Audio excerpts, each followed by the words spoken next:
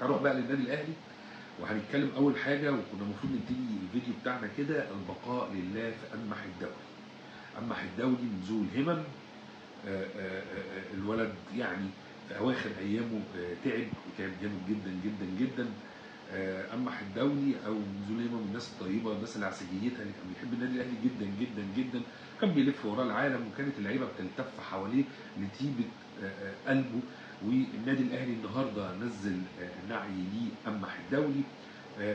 يعني معظم اللاعبين وفي فنانين راحوا عزاء امح الدولي.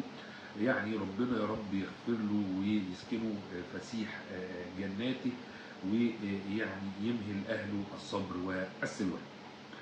تعالى بقى نتكلم في الكوره. ما عندناش حاجه نتكلم فيها غير الكوره. هنتكلم في ايه؟ مارسيل كولر النهارده ودع النادي الاهلي هو وجهازه المعاون، والتقوا مع الكابتن محمود الخطيب، وكان لقاء بيسوده الود والحب. وفي نفس الوقت الكابتن محمود الخطيب اثنى على مارسيل كولر في الفتره اللي هو قعد فيها داخل النادي الاهلي، وعلى البطولات اللي جابها ليه النادي الاهلي هو وجهازه المعاون. وفي نفس الوقت قال له ان النادي الاهلي بيتك، في اي وقت عايز تبقى موجود مرحب بيك واهلا وسهلا بيك داخل جدران النادي الاهلي.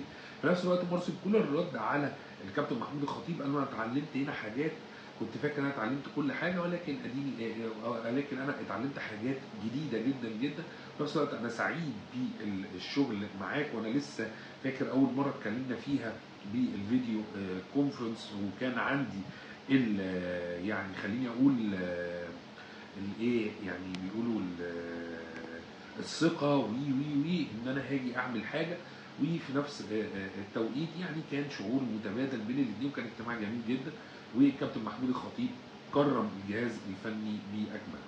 ده كانت نهايه رحله كولر داخل النادي الاهلي. طيب تعالوا نروح لحته ثانيه، الشرط الجزائي لكولر.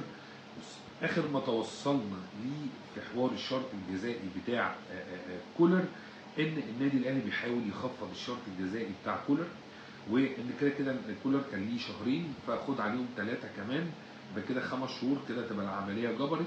فلسه في مفاوضات في الموضوع ده. في نفس الوقت الكابتن محمود الخطيب مش عايز يروح للفيفا، مش عايز يروح للكلام ده كله. في نفس الوقت لما رجعوا للمحامي اللي هو يعني وكيل برضه كولر، يعني بيقولوا له العقد ومش العقد، فالعقد بيتأول أولين. فيعني اما العقد بيتأول او بيتفهم بطريقتين، ممكن يروح الفيفا بقى والكلام ده كله، ولكن النادي الاهلي مش عايز يروح الفيفا، وما بيحبش ان هو ياخد الطريق ده او بيسلك الطريق ده. هو بيحب يخلص كل حاجه بالودي وكل حاجه